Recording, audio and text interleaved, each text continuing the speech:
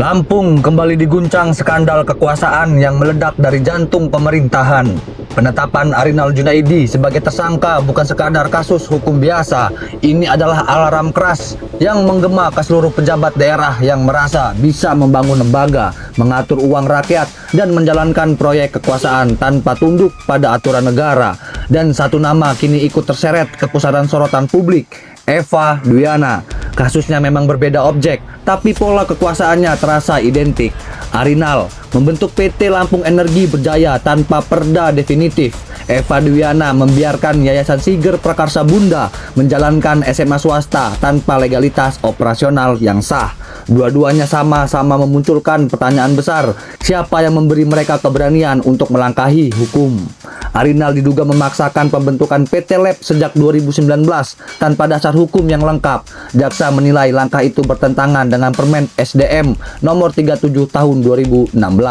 Lalu bagaimana dengan SMA Siger? Sekolah ini berjalan di bawah yayasan privat yang didirikan dan dibina lingkar keluarga pejabat. Namun disebut belum memiliki izin operasional administratif yang sah dari pemerintah provinsi. Padahal Undang-Undang Nomor 20 Tahun 2003 tentang Sistem Pendidikan Nasional sangat jelas. Penyelenggaraan pendidikan wajib tunduk pada legalitas negara. Dan ancaman pidananya bukan main-main, bisa mencapai 10 tahun penjara serta denda miliaran rupiah. Tetapi masalahnya tidak berhenti di sana. Jika Arinal disorot karena aliran modal APBD menuju BUMD dan anak usahanya, maka publik kini mulai mempertanyakan aliran dana hibah kepada yayasan privat yang terafiliasi langsung dengan lingkaran kekuasaan. Yayasan Siger Prakarsa Bunda disebut menerima dana hibah, padahal baru resmi terdaftar di Kemenkumham pada Agustus 2025. Sementara Permendagri nomor 14 tahun 2016 secara tegas mengatur yayasan penerima hibah minimal telah berdiri dan terdaftar selama 3 tahun agar dinilai stabil dan kredibel. Artinya apa?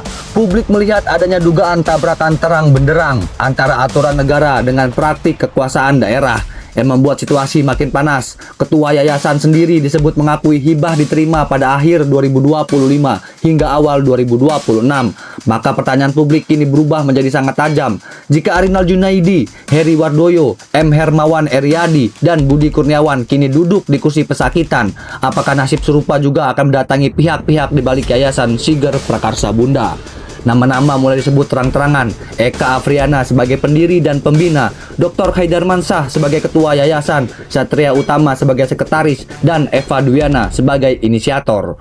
Publik mulai bertanya, apakah hukum akan bergerak sama kerasnya atau justru berhenti ketika menyentuh lingkaran kekuasaan tertentu? Ironisnya, di tengah tarik-menarik kepentingan elit ini, yang paling terancam justru anak-anak sekolah. Murid SMA Siger sampai hari ini disebut belum sepenuhnya aman dalam administrasi pendidikan nasional.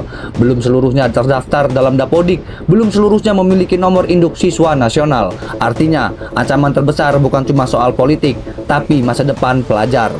Kanwil Kemenham Lampung bahkan telah mengeluarkan surat resmi yang menyebut adanya potensi pelanggaran HAM terhadap hak anak memperoleh NISN dan ijazah formal.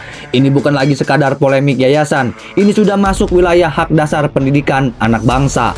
Namun yang membuat publik semakin geram, peringatan keras dari pemerintah provinsi agar siswa dipindahkan ke sekolah legal disebut belum juga diindahkan. Pertanyaan sekarang sederhana, mengapa ego kekuasaan terlihat lebih besar daripada keselamatan masa depan siswa? Lampung sedang menyaksikan satu fakta pahit. Ketika hukum mulai mengetuk pintu kekuasaan, banyak pihak mendadak panik.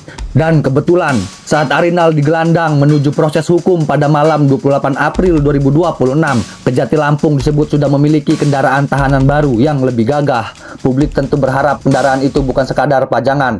Sebab jika hukum benar-benar masih hidup di negeri ini, maka tidak boleh ada dua jenis keadilan. Satu untuk lawan politik dan satu lagi untuk lingkar kekuasaan.